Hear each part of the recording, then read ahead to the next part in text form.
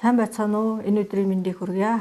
За өнөөдөр болохоор зэрэг түрүүчийн ярьсан биений мэрх үед ариун цэврийн дэглэм хэрхэн сахих вэ гэдэг талаар ярьж исэн. За яагаад одоо баан тусанд орох, хүнд юм өргөх, халуун газар хөвтөх, хүн ийм тохиолдлуудад охтуудад ийм хүндрэл үүсдэг вэ гэдгийг энэ талаар ярьсан. За энэ маань бол умаан дотор салстын эсүүд өрийн хоолойгоор дамжин өндгөвч болон хөвлөд хаягдах юм бол тэр салстууд биений мэрх үед ургадаг учраас маш биений эмний өвдөлт маш хүчтэй болж тэр хүүхэд биений эмийг өвдөлт урдынхаа жилээр сар сараар ингэж ахин өвддөг. Хожим бол энэ наалт зүсдэг. За ингээд энэ хүүхэд хожимдоо жирэмслэх боломжгүй болдог ийм хүндрэлийг гаргадаг учраас энэ бол биений эм ирж байгаа үеих энэ ариун цэврийг буруу сагсанаас болж үүсдэг байна.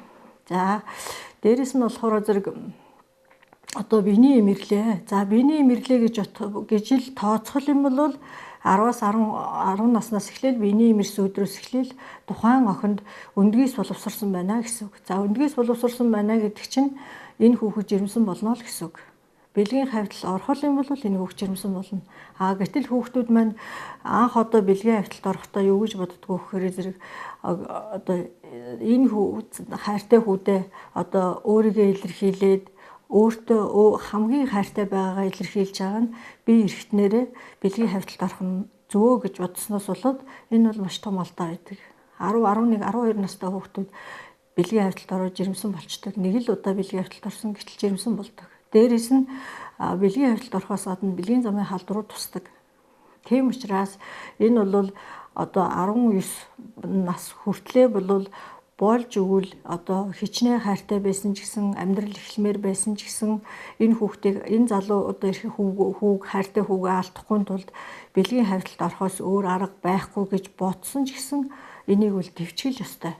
Тэгжээж л одоо хожмын эрүүлээж хүссэн үедээ хүссэн хүүхдээ гаргах одоо хожим харамсахгүй ийм үйлдэлийг одоо харамсахгүй байхыг л энэ одоо дэвтсэн энэ үйлдэлээс л үүсэх ёстой гэж үздэг.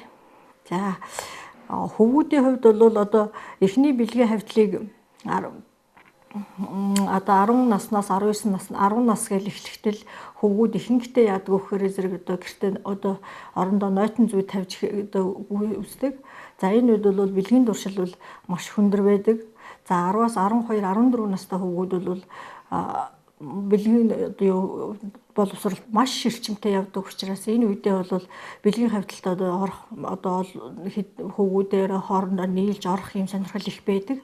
Тийм учраас энэ үед хөвгүүдээ эцэг эхчүүд юугаас нь анхаардаг вэ гэхээр анхаарах ёстой вэ гэхээр зэрэг тэр хүүхдийн тэр их хүч чадлыг тэр их өсвөлтийн энэ үг ямар нэгэн спортоор хичээлүүлэх, ямар нэгэн одоо оюуны их хөдөлмөр хийлгэх тэгж одоо тэр одоо дуршлыг нөгөө одоо юмд сатааруулж энэ хэвийн болгох, тэнцвэртэй болох үе хүртэл нь бол эцэг эхчүүд энэ дээр анхаарлаа тавих ёстой.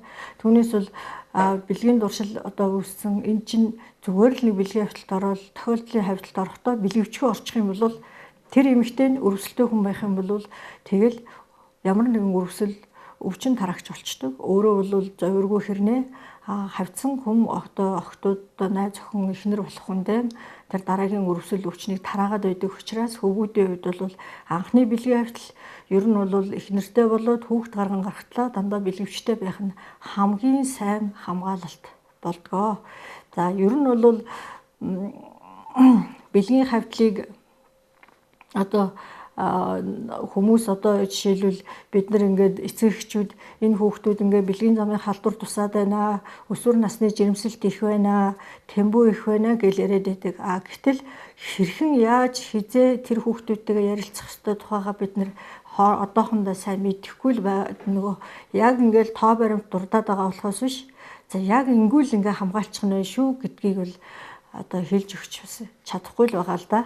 Анхаарал тавьсан та бүхэнд баярлалаа. За, перс нэмлэгийн юмч удал зөвлөгөө өглөө.